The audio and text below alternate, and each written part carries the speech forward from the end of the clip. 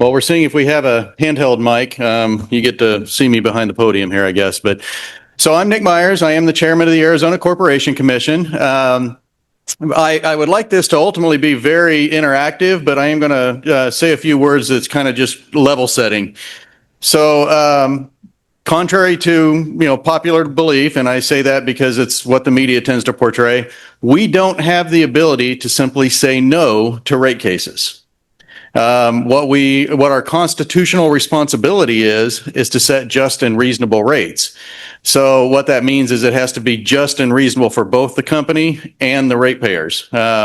Because they are regulated monopoly utilities, there has to be a check and balance so that they don't just do whatever they want with the prices, and that's where we come in. Utilities come in for rate cases when they think that it's justifiable that they need to increase their rates. I have never seen a utility come in to decrease their rates. Because of that, I say this is the position where politicians go to die, because you can never take a good vote. So when utilities come in is up to them. In Arizona, since the beginning, we've kind of had a historic test year, which means that they get to pick a year and then they base the rates in the future off of that test year. Perfect. There we go. Oh, nice.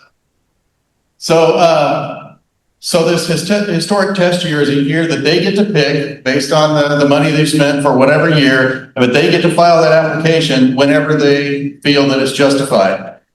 So that's the trade-off. The deal with the historic test year is they are claiming rates in that test year that might be 2 or 3 years old by the time we're done with the rate case. So another thing I wanted to just kind of make sure that everybody understood is that these are all historic spending that we look at. We don't look anything in the future. But because of that, they always come in for increases, and then it's our job to go through and make sure that there's basically 4 criteria. It has to be, every line item they're asking for has to be used, useful, reasonable, and prudent. And I like to add a 5th that says it's not gold-plated.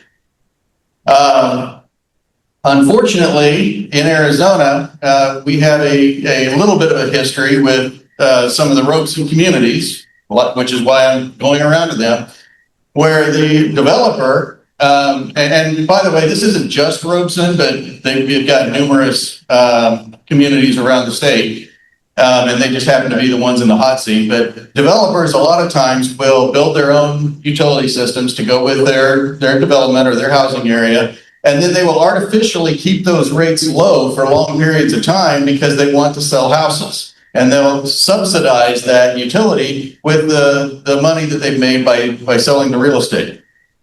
That leads to problems sometimes, especially in the water world. So, for example, we just had a rate case down in Eloy, down in that one, down in that Robeson community, where the rates that they were using were ones they set from the very beginning when they established their CCNN, and the CCNN is the permitted area that the utility gets to work in. So they set those rates in the beginning by just kind of taking a guess. They didn't really have anything to run the numbers off of, so they say, well, similar type areas use this rate, so we're going to go with that. But then, they're expecting the utility to come in and establish rates once they've actually started operating. Well, they didn't do that. They actually waited 20 years before they came in, and that was only because they sold the utility to an actual utility company. So that actual utility company came in and said, oh, crap, we don't have enough revenue to actually sustain the utility, and the rates are based off of a whim, essentially, 20 years ago. And so the rates that they were paying were just, horribly low. And that means we had a very large increase to bring them up to where they should be. That's a similar pattern we're seeing in a lot of, especially small utilities, but it happens to bigger ones as well, as we're talking about now. So we've had to address this all over the state. But that's kind of what we're working with here is Robeson Community sold all their utilities to, or the Robeson family sold all the utilities to JW Water. I think it's every one of them went to JW. There might be one or two somewhere else, but don't quote me on that. And now JW is going in and they're doing things like trying to consolidate. So they're going to take all of these Sun Lakes utilities. Probably they will consult at some point in the future, ask for consolidation, and that way they can come in for one rate case for all of these local utilities. Right now, they're just trying to establish the appropriate rates because, obviously the developer subsidizing the utility isn't going to work anymore if the developer doesn't own the utility. So that's kind of where we sit right now. And I probably should have started with this, but for those of you that don't know, the Corporation Commission, 98% of what we deal with is setting utility rates in Arizona. Water, wastewater, electric, gas, natural gas, I mean. So we kind of have our plate full, and there's over 220 water utilities in the state right now, and that's down from about 310. So the other 2% that we deal with are regulating securities, railroad and pipeline safety, filing corporation paperwork, some telecom still. So all that stuff the legislature doesn't want to work with, they throw it in our lap. So anyway, that's where we're at. I know you guys are going to have a ton of questions, and I would rather answer those questions than stand up here and just speak to you forever. So give me a question that you guys have about this whole thing. Yes. It's straight up, so stupid. I'm not saying that. What I'm saying is they bought all of the utilities lock, stock, and barrel. Okay, yeah, he basically said, am I saying that JW was so stupid that they didn't look at the books? And I'm not saying that at all. But what I am saying is they saw the business case there, and knowing that they would probably have to come in for rates, because the only thing worse than not having high rates is not having utilities at all, right?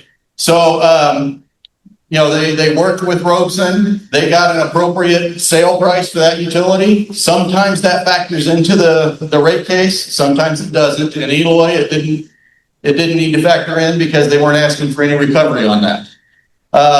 They may or may not in this case. I can't get into the merits of this one because it's under ex parte, but it's a possibility they could. And in that case, we'll look at the books and we'll say, hey, did you get is it reasonable to allow you recovery on some of this? But ultimately, the deal was they made a deal with Robeson to buy all of these properties. They thought there's a business case there, so they took it over, and now they're trying to get it up to the point where it's typical for Arizona, and so they have it operating capital. Sure. A month. So she asked about Gilbert. So town of Gilbert, we actually don't regulate municipalities. It's only private utilities. But Gilbert has had a massive increase. 300%.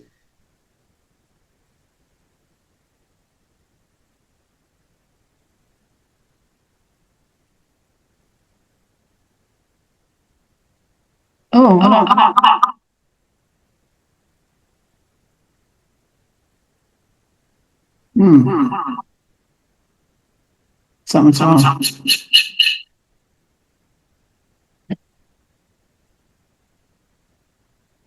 You can see the way the England players right now are gesticulating and trying to figure out what the pathway is.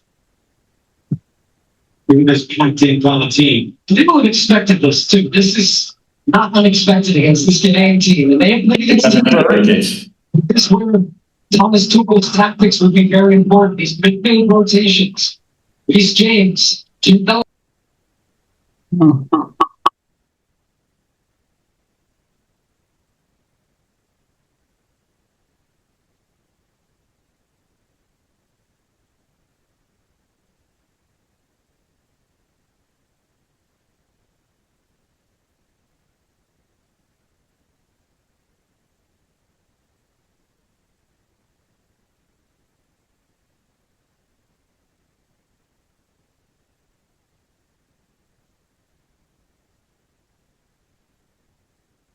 What do we hear?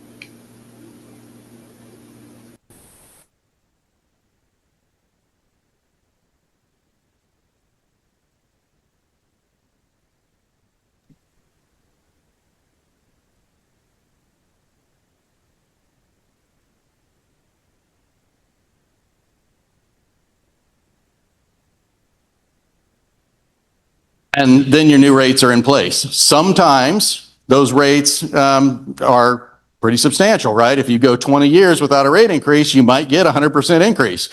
But that 100% increase sounds really bad, but if you're paying a flat rate of $8 for water and you get a 100% increase, you're still well below the average in Arizona, right? So I kind of wish the media would not use those numbers, the percentage numbers on some of these cases, because it just flat doesn't make sense. So that's where the check and balance comes in. So it's not a cap per se, but now I will tell you that when JW came in for the Eloy community, they were asking for everything under the sun, and we cut out about 40% of it. So they got a little over half of what they asked for. Sorry? 40's better than 87? Yeah. So here's the other thing and this was problematic for down there. There were a lot of people that were saying, well, why are we having such a huge, steep rate increase? Can we space it out over a number of years?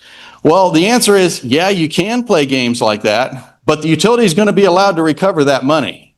So what happens is they're going to hold on to it for another couple of years. You guys are going to be paying interest on them holding that. By the time it comes back around, to raise that final rate, it's going to be higher than if you just did it before. So there are trade-offs to everything is the point I'm saying. So, that was one of the things that they were really, really upset about, was because we wouldn't play those kind of games. But in the end, I could not find a way that it would actually save and lower rates. I could only find ways it would raise rates, and I wasn't willing to do that. So, Hi. yes. I've got a few questions. First of all, for the gentleman that was asking whether JW Water was smart enough to look at the books, they're owned by a private equity company based in the island of Jersey in Europe. So my guess is they were very smart about looking at the books and figuring out how to go for a rate increase. I liked your comment about you don't want it to be gold plated, the request. So part of the question would be, does the Corporation Commission have the ability to require infrastructure investments based on a debt request? So in this case, there's a debt request, but in general, are you allowed to enforce their infrastructure improvements based on a debt? If they are asking for specifically to take debt to finance a specific project, then they are absolutely held responsible for that. If they don't do it, then they don't get to recover any cost of that from you guys. Now, they have the option of ignoring that, but again, it comes out of their own pockets if that happens, and they don't typically like that. Sure. So Okay. Yes. If they were hiding the recovery of the purchase price in, say, management fees or in interest payments on the debt, would that be something that would be obvious to the Corporation Commission that you would be able to go, yeah, that's not reasonable? Absolutely. So part of the process is if they're asking, let's take employee costs, for example.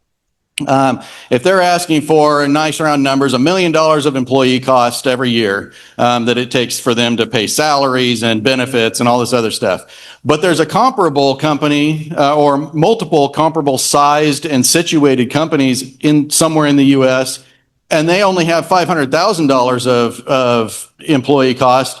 That's going to raise a red flag, and they better start getting in there and justifying every single expense.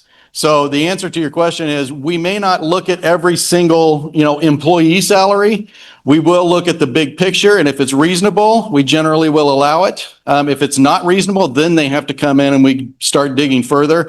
But the answer is they can't just say we want to collect on management fees, because that would be a line item and we would have to go question that.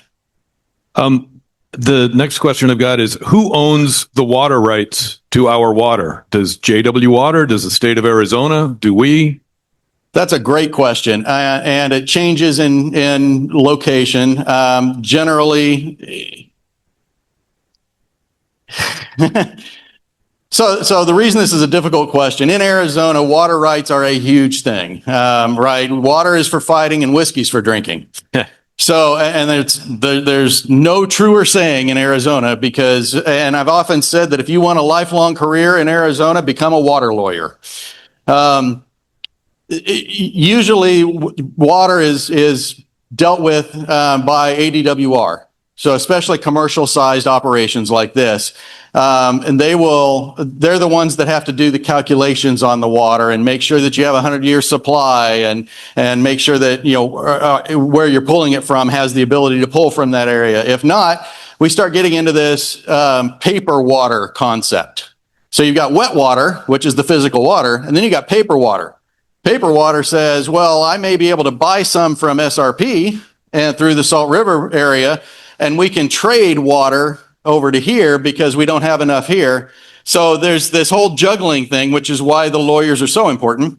But the answer to your question is water rights are kind of a weird thing in Arizona because I, as a homeowner in rural Pinal County, may have the right to drill a personal well and pull from the aquifer down there, but I don't necessarily own the water rights. Does that make sense? I have the right to do that, but I don't own the water rights.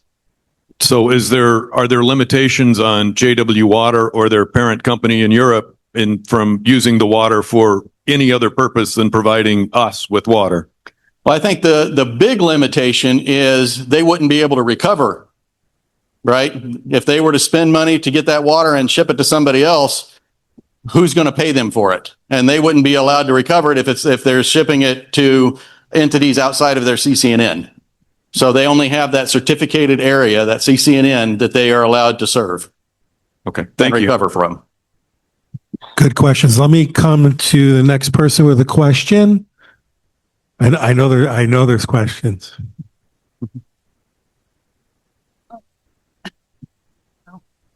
Two questions. Mhm. Well, first might be sound superficial. How are our pipes today? How are pipes today? How are our pipes today? Are we going to be looking at some major fix? Yeah. How old is the community? This area of the community? 40 years. 40 years. That's getting up there. Now, the question becomes, has Robeson kept up on their maintenance, or are they kind of letting it slide a little bit? Is your water loss starting to go up a bit because you've got some bad piping or valves or whatever? I don't know the answer to that in this case. I would also be skeptical, even if I did, to answer it because of that whole ex parte thing. I don't want to prejudge that there's a problem and there really isn't, or vice versa. But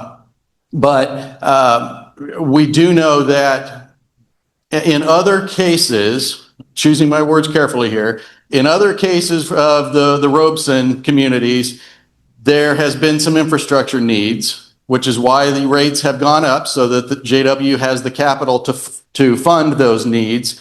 And usually when developers get out of the utility business, it's because their infrastructure is going to start needing more money, which means they don't have the capital from the sales of the residents to subsidize it anymore. So we have to hope for the best. And regarding the other gentleman who asked about water rights and water ownership, there's a difference. Yeah. Who owns it? Again, it really depends, right? I mean, Saudi Arabia in certain portions of the state when they lease state land, and this is not exactly my wheelhouse, this is more of an ADWR thing, but when they lease state land, that comes with rights to that water in the ground. That's what the governor and everybody are trying to fix right now. So, yeah. Who owns the water rights? I don't really know who owns these particular water rights because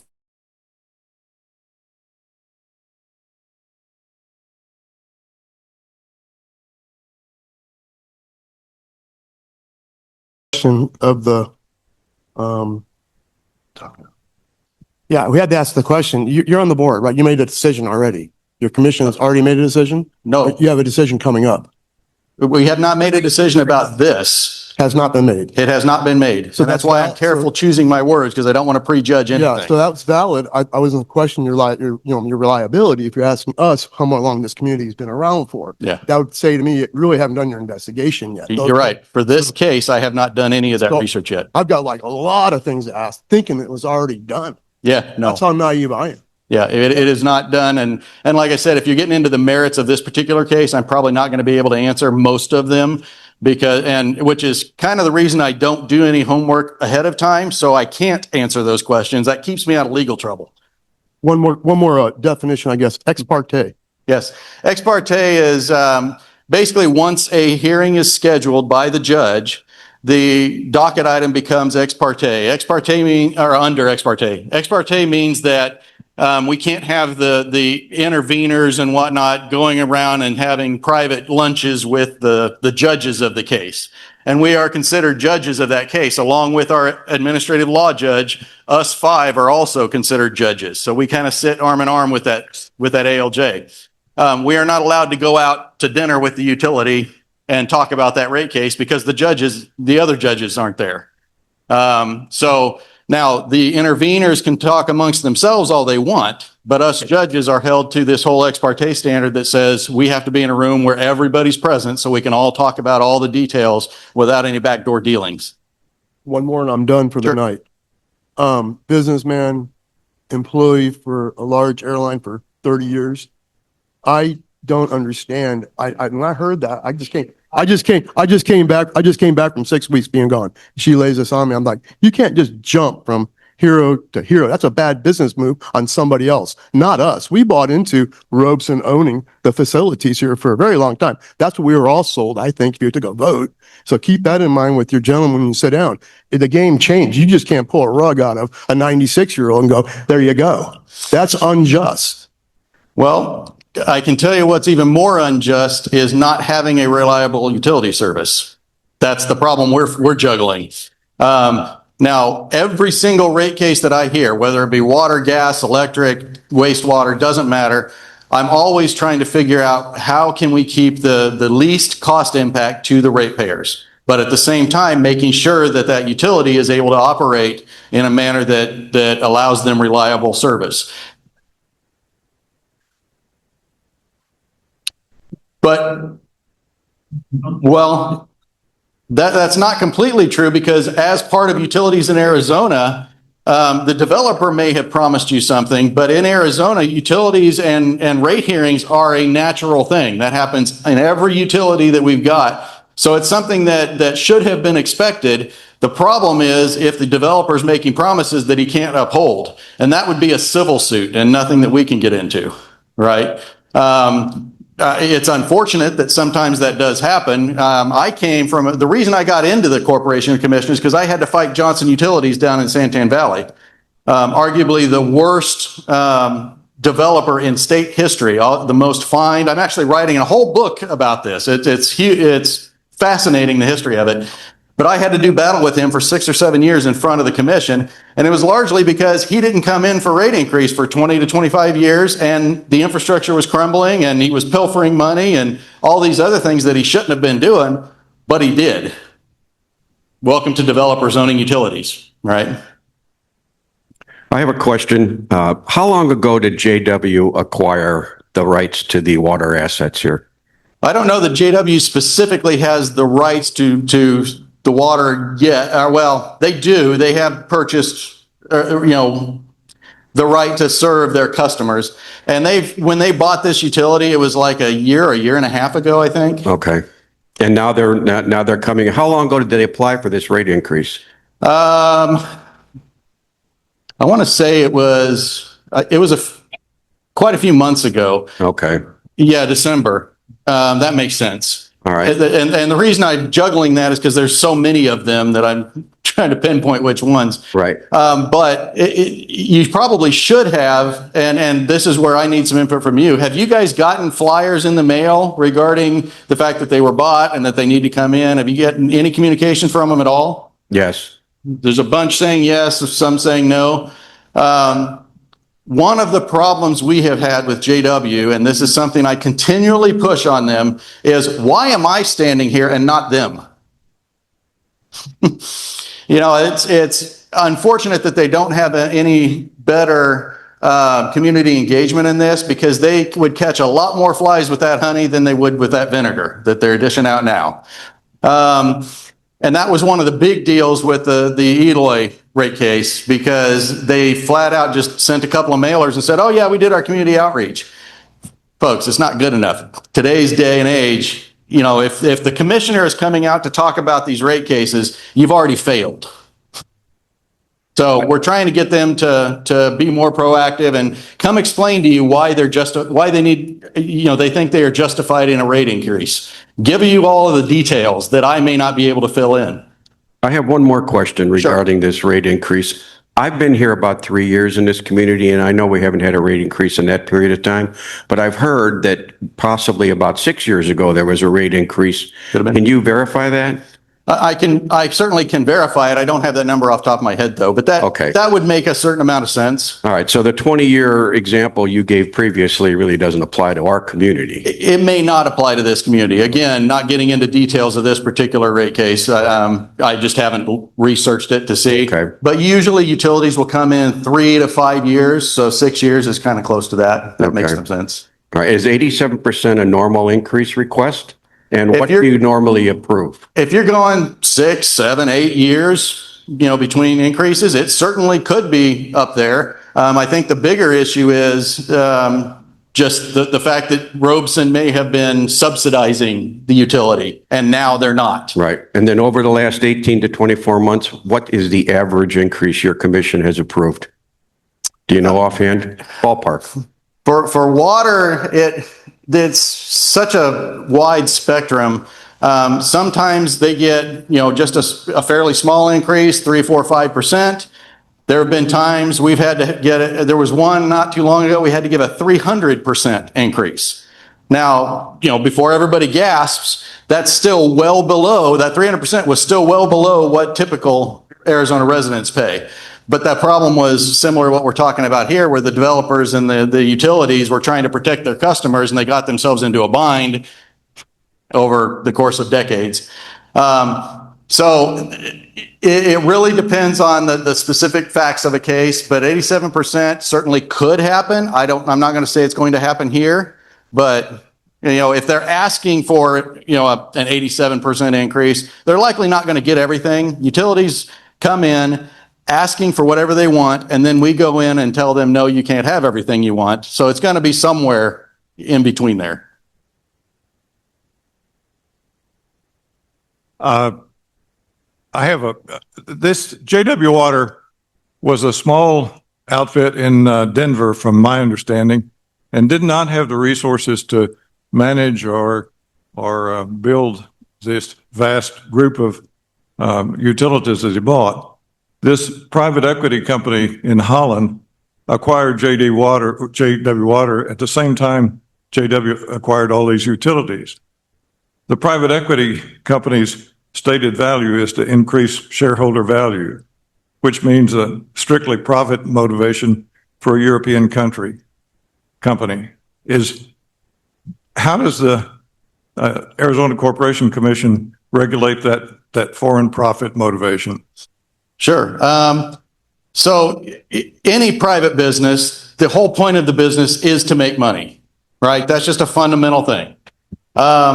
I can tell you that, you know, I'm assuming many of you have run small businesses in the past, and your profit margins are likely somewhere in the 30 to 50% range, right? Utilities get 9.5-ish% on average. And the reason they get so low is because they are monopoly utilities. Now, what our job is we don't sit there and say you can only make $1 million of profit this year. We say you get to make up to, but no more than 9.6, let's say, percent. Sometimes those utilities get right up next to that number. Sometimes they don't. For example, APS has a 9-point-something ROE that they're allowed to collect. Last year, they only got 7%. So, but that 7% equated to $660 million or something, right? That's not a bad thing. What that means is the utility is healthy. Somewhere they have to have some cash so that when a storm comes through or a transformer blows up or a car hits a pole, that they can do these repairs that are needed. They have to have the capital to justify to investors, for example, so that they can build new power plants. Somewhere this capital has to come from, and that's usually where that $660 million is. They usually reinvest a big chunk of that back into the utility. Some of that admittedly goes to pay their shareholders. Sometimes it's a large amount, but you know what? When somebody gives you a paycheck, nobody can tell you what to do with that paycheck. All we can do is set the rate of that paycheck for them, and that's the 9.5%. So they may be driven by profit, but if they don't have a reliable utility, we're going to take it out of their hide the next time around. We can actually force them to come in if they are providing substandard service, which is exactly what I had to do with Johnson Utilities. So there are methods in place to making sure that they're actually doing what they're supposed to be doing with that money, but they very likely are profit driven because every private business is. That's the whole reason to go into business. You mentioned typical rates. What could we expect as the average rate for sewer and average rate for water in Arizona? It's not unheard of for somewhere in the $100 to $150 a month range, depending on a lot of factors and where you are in the state, things of that nature. Sometimes it's each. That's kind of on the extreme end. Usually it's not quite that much, but $80 for water.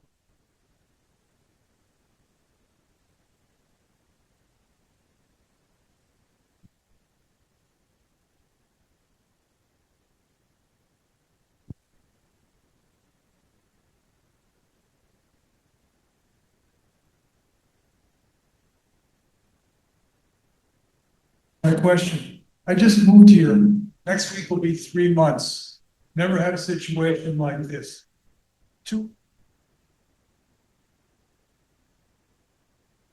Wrist for free by the company. I have a water softener and a reverse osmosis filtering system, and I just had to pay $175 to get the RO system updated. Therefore, I have hard water and water that needs filtering of sediment of some type. Well, I realize that costs are going up on everything. The water company is asking for a rate hike on the water they sell us, the bad water they sell us. I don't know if the commission is allowed to or can negotiate with the water company, but I was wondering, can they be made responsible for their lousy water ruining our water softeners and our RO systems?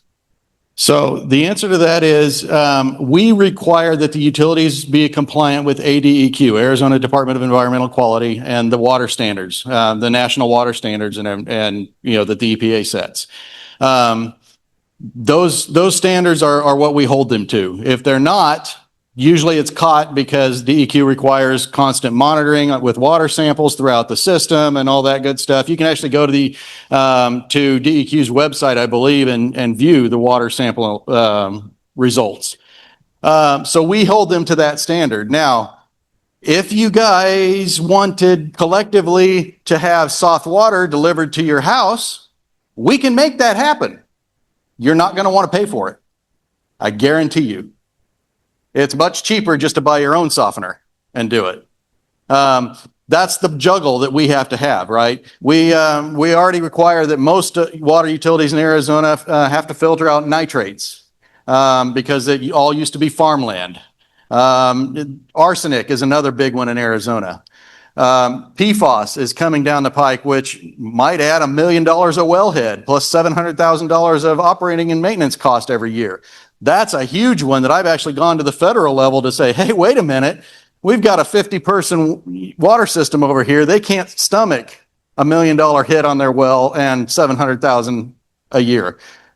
So we juggle what's important, the carcinogens, the things of that nature. The hardness of your water is maybe unpleasant, admittedly, but in a lot of cases, it's actually healthy for you, oddly enough. But people don't think it is, but it actually is, and it's certainly not going to harm you. So we kind of let that slide and we let the individuals deal with it. A great example of why that is, my dad loves hard water. I don't understand him. I've lived with him my entire life until, college, but he loves hard water. I would rather have some soft water. everybody's opinion differs, but the fact of the matter is it's not harmful. Therefore, we don't really put our finger on the scale unless it's you guys come in and you talk to your utility and say, we want this to happen. We're willing to pay for it. It's a whole different ballgame, but we don't ever get that.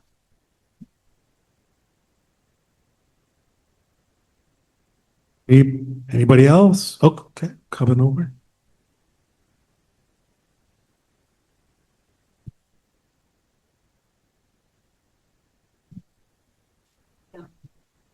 First off, thanks for being here. My question is, you mentioned that JW Water has purchased numerous systems in the valley. I assume they are coming in for increases prior to the consolidations that you mentioned. Do you weigh the savings from future consolidations in your decisions regarding profit, or does it just end up being pure profit and only considered in future rate hike requests? Yeah, so they bought systems all over the state, actually. And yes, they are coming in to stabilize the rates first. And then in a few years, 2, 3, 4 years, something like that, they'll come in and ask for consolidation and whatnot. Again, everything that we base our rate case on is historic. So we can't look towards the future, which means we're not going to be looking at, well, are you going to consolidate in the future? If we were looking at that, we might as well let the consolidation happen now. So the answer to your question is no, those two are separate things, and they'll likely come in later for the consolidation aspect, probably in their next rate case where they need to adjust the rates again. That's when they'll ask for it. That'd be my guess. We had one here. I can repeat it.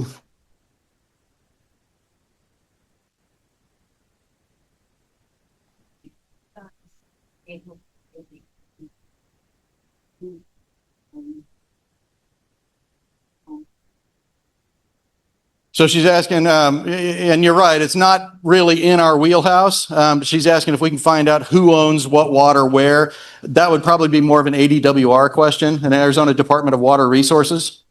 They're a whole separate government organization that deals with water rights and whatnot in Arizona. So I can't give you that answer. I just know that the utilities have to work with them to acquire whatever rights they need to serve water. Arizona Department of Water Resources. Okay. Okay. So unfortunately, over here, There you go. unfortunately, we don't have a municipality running our water, and we don't have the option for shopping for a water vendor. We are stuck with these people, whether we like it or not. So in other places around the country and states that are contiguous to us and share the Colorado River path, there are mandates regarding credits for turf removal and tree planting as a water conservation effort. I did not see anything in their language regarding those items. Is that something you are going to consider in the process of this rate analysis? So we don't get into statutory things like that. I know our legislature has addressed them in the past. For example, if an HOA allows grass, they must also allow artificial turf. That is a law that was put into place a few sessions ago. So we don't really get into that level of legislative, I guess, the hierarchy there. What we get into is, what is it going to take for them to serve you water? That's their business. That's what their whole business is. What we will do is we will structure rates usually for like a tiered system. So if you're using 1,000 gallons a month, it's included in your base rate. If you're using 2,000 or to 4,000, it might be a little bit higher. 4,000 and above might be a lot higher. So we'll do things like that to entice people to conserve water. But we have no authority to tell an HOA that they must put turf in or something. We will work with the utilities to provide effluent to golf courses, for example, because it's a lot cheaper than potable water. So there are things that we do, but we don't cross the line into statutory realm. Does that answer your question? I've got two questions. First of all, Has JW applied or in the application process for a rate increase? Yes. And then my second question is if you could just comment on where are, you talked like this might be a 12 to an 18-month deal. Can you give us an idea where this all is in that process? Yeah, we're still kind of early. The hearing schedule and everything's been set, which is why it's under ex parte now. I don't know when the actual hearing date is. I just don't have that one. We've got a bunch of them going on now, but I think from what I remember, you can expect the rate decision to be made either at the end of this year or the first quarter of next year. So we're kind of a quarter of the way through the process at this point.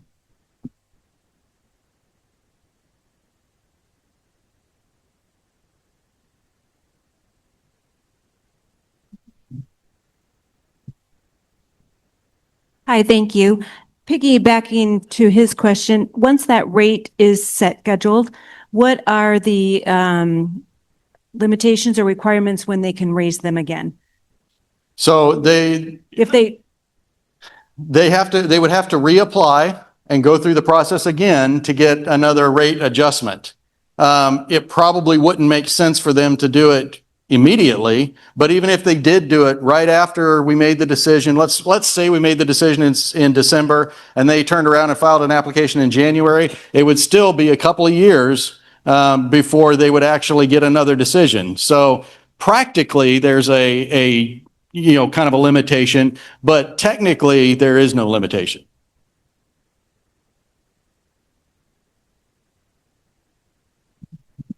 A couple of comments. You may want to close your ears, Nick, because it might get a little specific.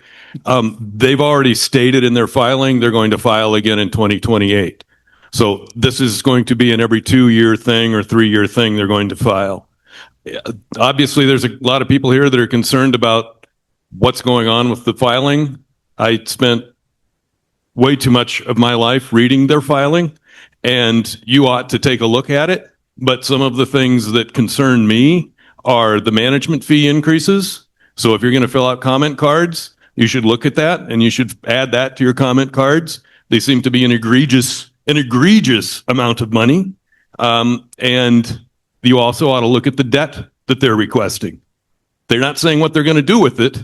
They're just saying they want money and they're going to pay their parent company the interest, which seems to me like a great way for the parent company to make some extra money to cover the cost of purchasing the water system. So you might look at the filings, as boring as it's going to be, and then make your comments on that to the board. Thank you.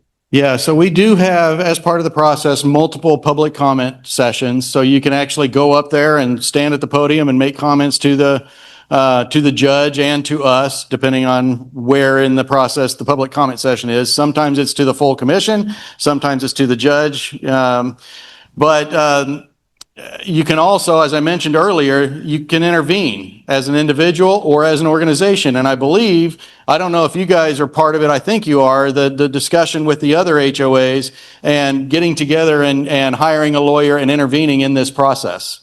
So I know I have given them recommendations for lawyers to do this so that they can actually, some good water lawyers. I should say that there were a few people in the Eloy one who hired the cheapest ambulance chaser they could to come represent them, and he promised them the moon and didn't deliver a thing. And I was actually very disgusted in the fact that lawyer would even do that, to the point where I was close to filing a bar complaint. So I've given them some names of some decent lawyers, and that way they can tell you what seems reasonable, and yes, we should ask for this, and yes, I think this is a good argument to make, and they will actually be a part of the process. So you do have somebody fighting on your behalf, I guess is the point, if I'm not mistaken. Yes, that's correct. Anybody else? Oh, I'll go around. He's getting his exercise in today. I need it.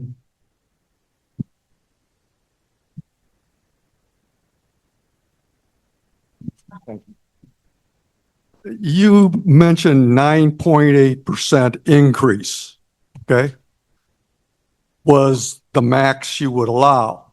No, that's wrong. But didn't you say 9.8%? Usually around 9.5, somewhere between 9 and 10% is where their return on equity Okay, lands. That doesn't necessarily mean that's a percentage of bill increase. okay. That's good. Now, does JW have you in the corner? What do you mean? Because if you deny their increases, what other large utility would come in to take this over? In other words, are you cornered because they're the only game in town? So, this is a tricky question. As I started off saying, we can't just say no. If we do, then we have to go back to the drawing board and figure out another plan, which is going to be very similar, maybe some tweaks. So usually what we end up doing is just offering some amendments and then, trying to make it what we want. But the reality is if we were to say no to a rate case and just flat out deny it, JW would go to court. The court would say, you're required by the Constitution to do this. Go do your job. And then we would have to go do it. As a matter of fact, a great example of this, before we were commissioners, before this entire commission panel was elected, the prior commission denied APS some of their ROE. I think they were scheduled to get 9.2 from the recommended order. That was the recommendation from the judge. But they said, well, you've had bad customer service, so we're going to take you down to I think it was 9.6, and they took them down to 8.2, which is extremely low and almost unheard of in the industry to be that low. APS took it to court and won. We had to come back, and this commission had to come back and grant that increase and all the back pay that went with it.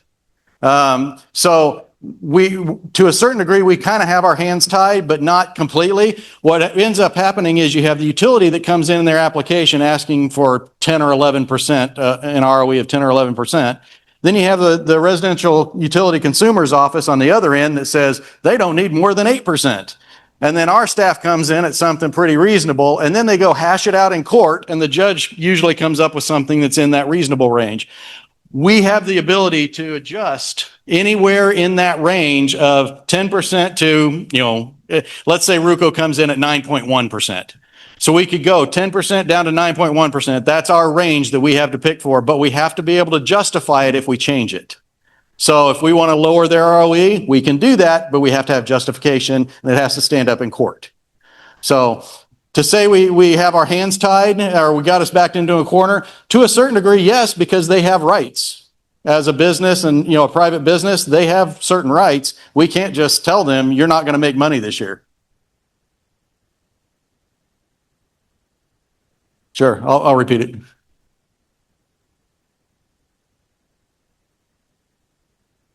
He's asking, why are foreign entities allowed to invest in our infrastructure? And from our standpoint, we don't get into property rights issues. All we know is JW, the JW company is an American company. They're running an American utility. We regulate that company. If they have a parent company that's outside, we don't have any control over that. We can't just say you're not going to do it. We actually have Epcor Water. Their parent company is based out of Edmonton, Canada. There's a lot of utilities that have parent companies outside the United States. That would take, an act of the legislature to change that. We don't get into property rights issues at all. It's just not in our purview to do that. All right. Oh, here we go. Can JW refuse to serve us if they don't get the rating? Tricky question. The answer is no, they can't refuse it. But if they don't get an appropriate rate increase or an appropriate rate, whether it be an increase or not, then they may not be able to, right? So that's the distinction. They are not allowed by law to refuse anybody's service. There's this whole right to serve thing, and there's an obligation to serve. Within their service territory, that CCNN I've talked about a couple of times, they have a right to serve that entire territory without conflicting business. That's why it's a monopoly. But within that territory, they also have an obligation to serve. So they must serve anybody in there that wants water. Within reason, right? You can't have somebody come in and take an entire Lake Mead's worth of water in this service territory. They wouldn't be able to do it. Nick, we have one on Zoom. Okay. Can JW soften the blow with rate increases and incrementally increase the rates over 5 years or so?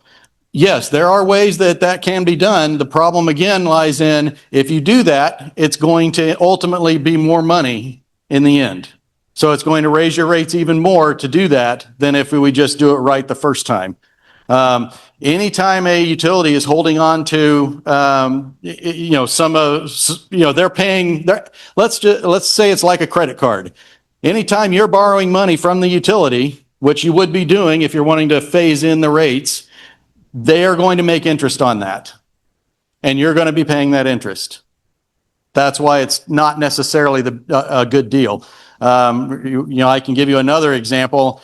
When we first got into office, there was a purchased fuel agreement, the purchase power and fuel agreement for APS that was backlogged because of bad prior decisions on commissions. And they had about almost $1 billion worth of backlog. You know what the interest is on $1 billion every month? Quite a few million. And so we had to take care of that because they were on the verge of becoming insolvent because of it. So, but the ratepayers were paying for that extra few $1 million a month of interest that they were accumulating on that. So we have to be careful how we balance all of this because we don't want it to end up being a higher increase. Okay, let me come to you.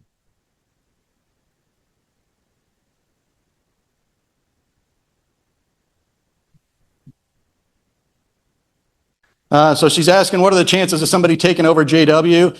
I don't have any indication, but since they just took over, they're probably not going to sell anytime soon. They're building their water empire. So I doubt they're going to, unless there's a major problem with this system and they don't see it as a viable system, or the owner passes away and, something along those lines, something really drastic, they're probably going to have it for a while, I would imagine. Yes. This is going to be on the recycled water for the golf course. Have they filed a new rate increase for the recycled water? That'll all be part of the same rate increase, I believe. Usually JW is filing for water and wastewater, and they'll discuss them all at the same time. Okay. So more than likely, if they're going to serve effluent to golf courses, that's going to be in the rate case. Okay, thank you. Mm-hmm. I think there was another one over here somewhere. A couple of them.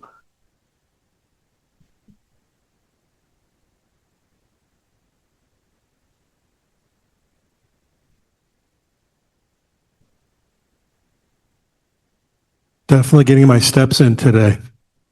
2 Fighting Illini, which Were you required to be here today?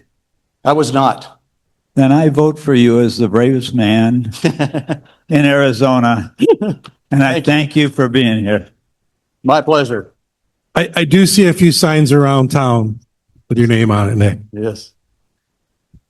No, I do this because I think it's important to have public outreach. We go wherever we're asked, and I made the mistake of talking to one of the HOA presidents off on the side a while ago, and he said, "Hey, would you come give a speech?" And I said, "Sure." And then 2 more came up and said, "Would you come give speeches?" So now I'm apparently making a tour of JW HOAs to talk about this stuff. So, but no, it is part of my job to reach out to the community. This is one of the ways I choose to do it.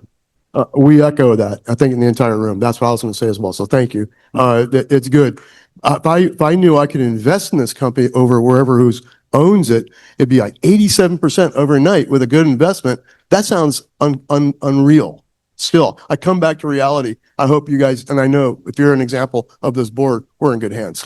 Well, just remember that if they get that kind of rate increase, that doesn't mean it's going into their pockets. That rate increase is there to build infrastructure and to make sure that the utility is viable. They may get a bit of an increase. I don't know what their current ROE is versus what the new one will be. There may be some adjustment in there. I'm not going to deny that it won't be. But again, 91% of all the money they collect goes back into the utility. That's the reason they're collecting that money. It's not to serve their own needs.